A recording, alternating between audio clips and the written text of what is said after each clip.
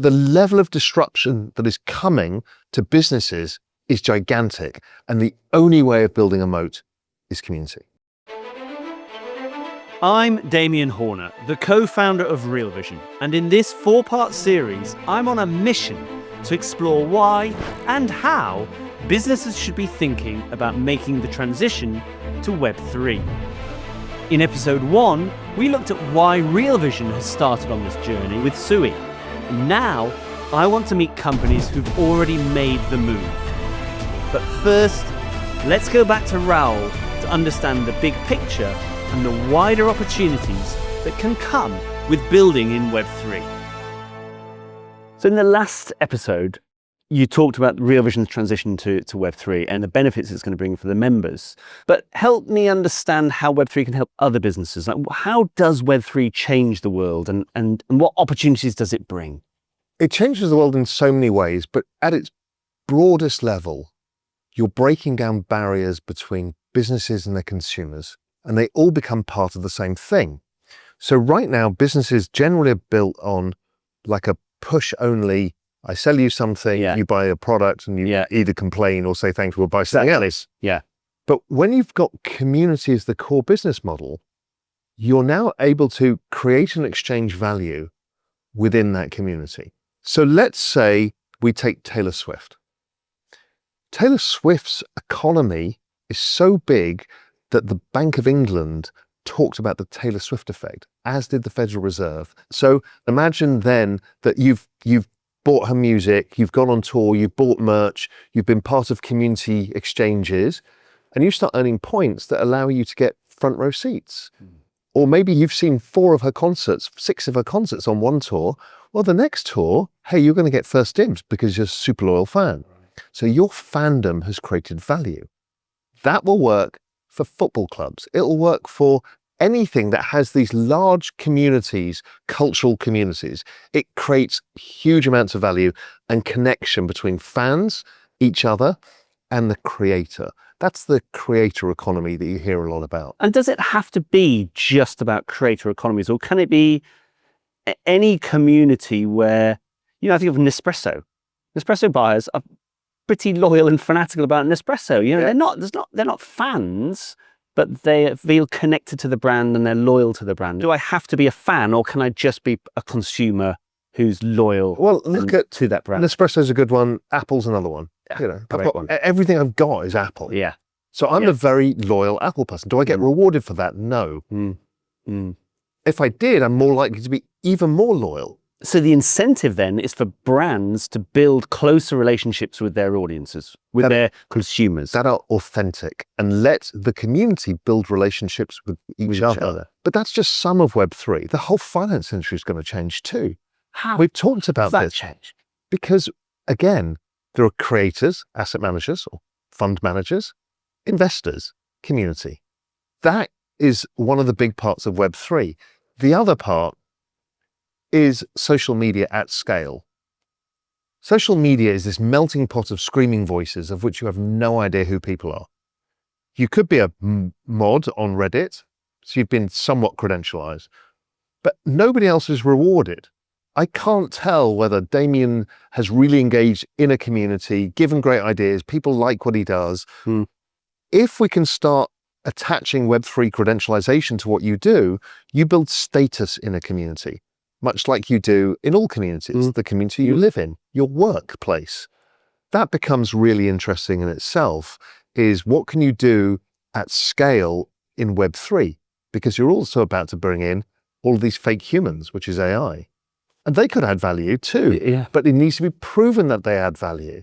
Right now, we can't prove. Number of followers is not a proof, because you can buy followers. Or you might have got followers for something you did in the past, and now you're not adding value.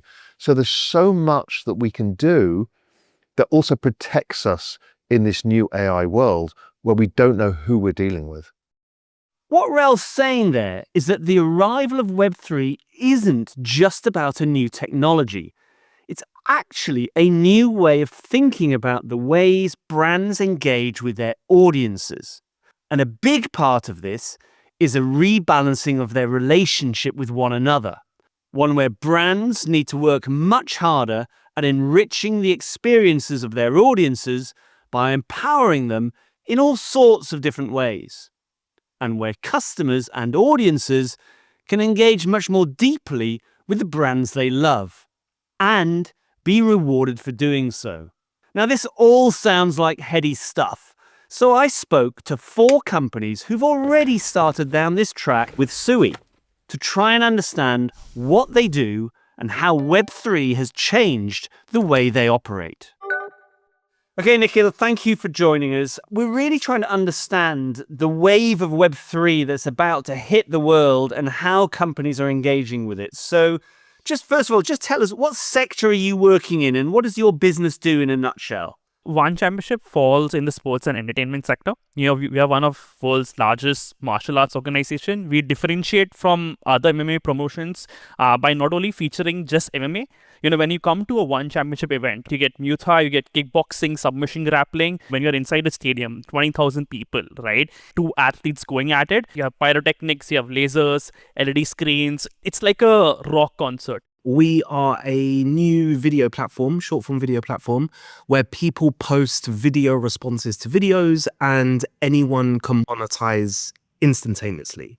So let's say someone posts a video talking about, okay, guys, give me your top 10 market predictions where crypto is going to be in the next 5 years. And then people post video responses, video reactions to that video, and you can see all the video responses in the form of a feed. So think of it like video retweets or video threads.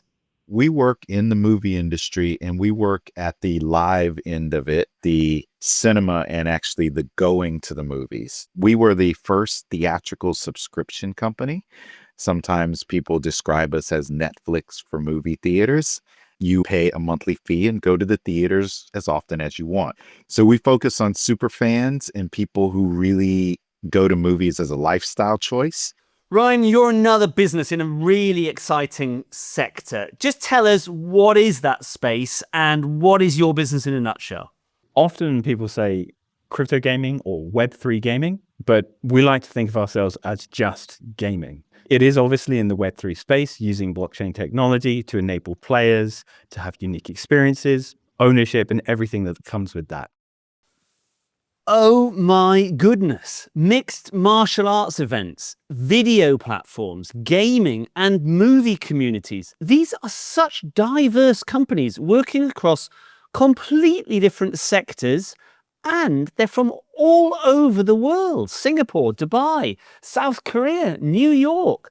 I had no idea that Web3 was spreading so fast and so widely.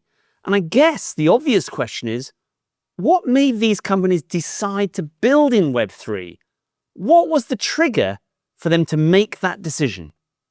When we originally built the platform, we hit a ton of users very, very early. So it was growing quite considerably. The advertising was switched on, people were actually monetized. But what we found was people were stealing other people's content and monetizing content. So when we were looking at different tech stacks to solve it, that's what led us down the blockchain rabbit hole. It unlocks opportunities because now I have the ability to control my IP. And if I could control my IP, I could also monetize my IP in ways that's never been done before. So the way we utilized blockchain, we use it for IP ownership and distributing payments to unbankable countries. So if someone in, let's say, the Congo, gets a video, it goes viral, how am I going to pay him, right, in the traditional Web2 format? And then that's how Web3 got weaved in. And because it unlocks opportunities, everyone has been trying to kind of create a new way to monetize and helping these creators monetize and so on. So what blockchain allows you to do is the ability to sell your content. I just posted a video, it's slowly going viral. A media page can pick it up, give me $500. IP gets transferred directly to them and I still get a cut of the revenue based on the royalty that I've designed. So that's a new form of monetization, and everything is done on chain and it's transparent and it's seamless. One really easy example to kind of understand is longevity and perpetuality. If you're a gamer like me, you've probably sunk hundreds of hours into particular games on particular gaming systems. You know, the amount of hours I gave away to Halo on the Xbox 360, and that all lives in a little isolationist bubble. It doesn't follow me from there to PlayStation. I'm now a PlayStation gamer. With Web3, you can actually have an ID that moves across gaming platforms, across games, and records that history of what you've done, the hours and hours you spend playing one particular game. Or you can really show off that you were that number one person, that top Call of Duty player for that brief period of time. So actually what we're talking about here is you're enriching the gaming experience. It's not just about the game itself. It's about my experience of that game and how I can collaborate with others is very much enriched because you're in Web3. That's exactly it. Yeah, we're enriching the experience, not just in terms of how a game is played, but by knowing that what you've done is recorded and can be shown off. And that's before we even talk about the traditional Web3 version of play and earn, you know, being rewarded financially for your time. We can have lots of different layered endorphin-inducing experiences, you know. And for us, gameplay is paramount, and giving you that sort of recognition and enhancement for gameplay is core. We're one of those crossover companies where we actually built first in Web 2. But the reason we've been migrating into Web 3 is there's so many new technologies, especially in the fandom and reward capability. So when you think of NFTs or POAPs, which are proof of attendance protocols, so sports teams can reward people that came and are in the stadium, different than a fan watching on TV. In our case, I can reward people who are coming out on opening weekend, but maybe I don't want to do the second, third, or fourth week. I don't have to ship merchandise. I don't have to send signed autograph posters to the movie theater. So I can reward fandom remotely and fast and instantly. We saw all of these emerging tools that really help engage fandom in ways that Web 2 hasn't really been able to progress yet. And so that's why we started building in this space. So if you think of any sports league, right, what's at the center of the sports league? It's fans, right? And what's important is to build an amazing relationship with the fan base. Now, how do you build that, right? It's about giving them a voice and empowering them. Now, this might sound familiar, right? Like trust and ownership. Two words that you would completely, the first thing that would jump to your mind is Web3 and blockchain. Right? I think that's what we believe is a unique take, that you can empower fans, you can get them involved, right? And I think that is what would lead to true fandom. I'll give you an example, right? We have an event that's happening in the next quarter that's there. It's one of our tentpole events, right? Now, what if I want to empower fans to choose, which bout should we do, which world-class bout, right?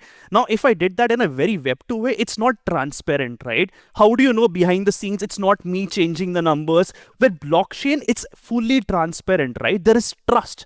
It's not us who determines it. It's fans who determine. Each person gets a vote on chain and anyone in the world can see it. It's not tamperable. And I think that's what's amazing about blockchain. Fans can see that. They feel that, hey, they feel the trust that, hey, we can see all of this happening in front of us, right? There's no hidden agenda or a hidden layer. I think the trust that comes with that is what will unlock true fandom.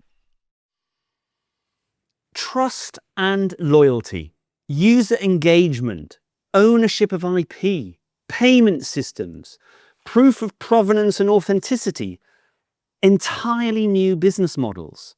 It's clear that Web3 delivers all sorts of opportunities. And we're seeing that different businesses are cherry-picking those that give them the biggest edge in their own market. But how difficult is it to make that move to Web3? So I would say there are parts of it that are, I would say, simple and straightforward, and parts of it that are complicated or nuanced. That's there, right? See, from a tech perspective, right? Any new technology, it's simple to start, but the deeper you go, the more complicated it gets, right? And this is not something specifically for blockchain. If you look at AI or any other place, it's a deep rabbit hole, right? The deeper you go, the more intricate it actually gets. We really did our due diligence. We've done a huge tender process and we spoke to a lot of chains. So we had to really kind of increase our knowledge within the space. When we decided to go ahead with Sui, it was like, they really hand-holded us through and through. And obviously the founders are all ex-Facebook and so on. So it was just a natural fit. And thankfully we did, because that chain can hold our user base. I think now we're sitting around 1.2 million daily active wallets on the platform. And we haven't even started yet.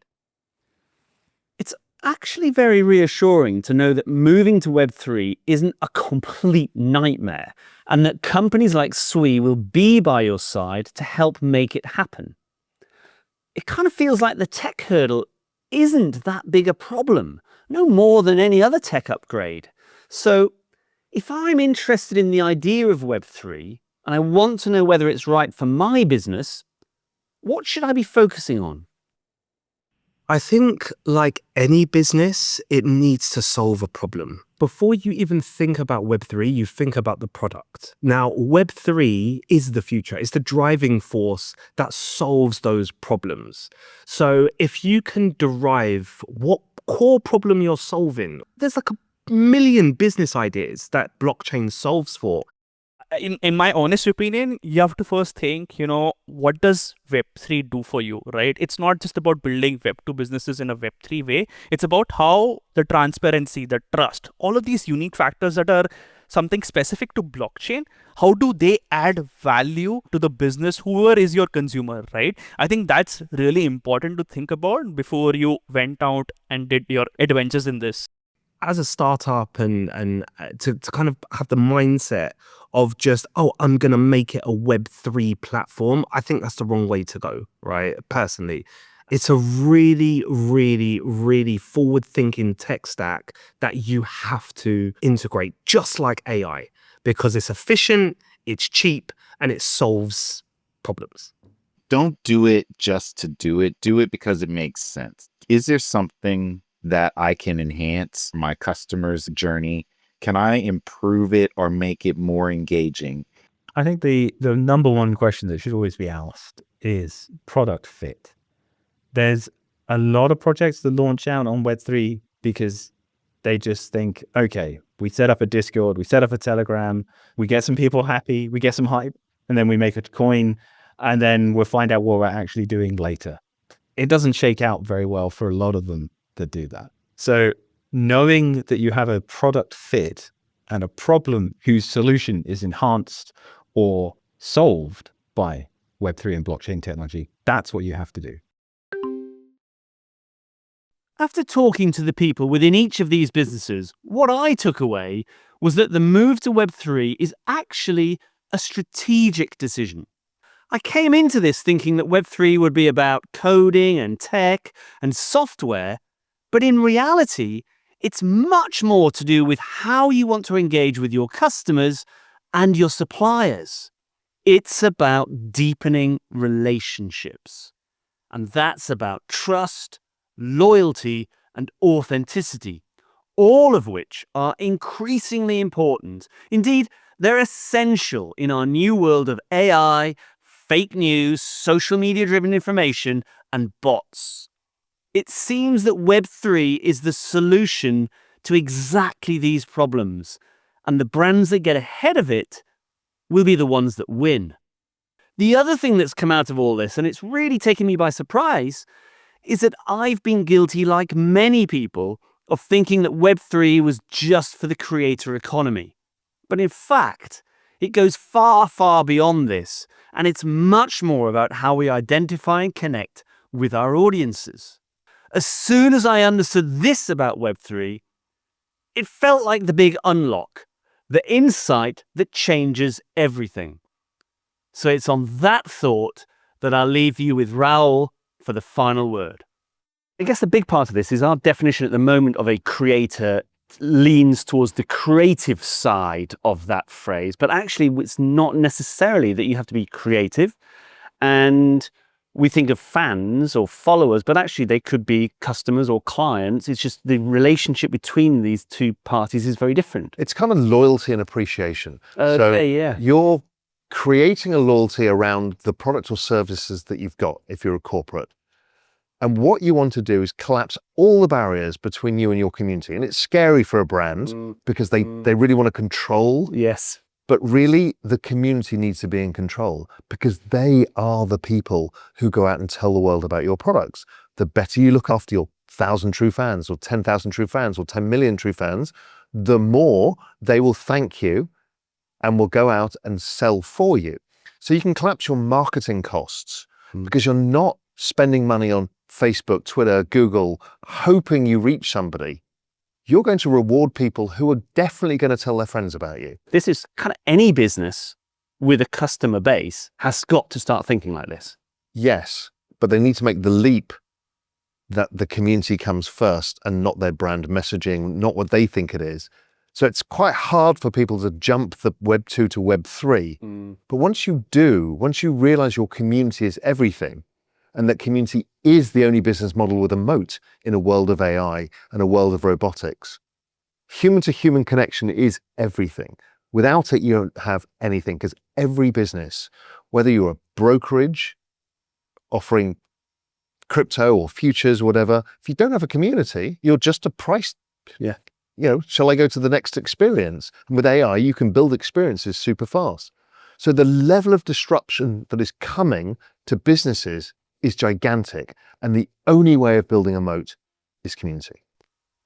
Next time, in episode 3, we seek to nail down how entrepreneurs, business leaders, and brand builders can integrate Web3 into their offering and scale their own businesses, whether to improve efficiencies, save money, or create entirely new business models.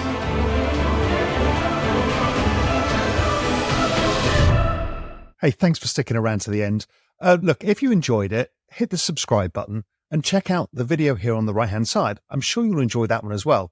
And if you're ready for more, go to realvision.com/join. I'll see you there.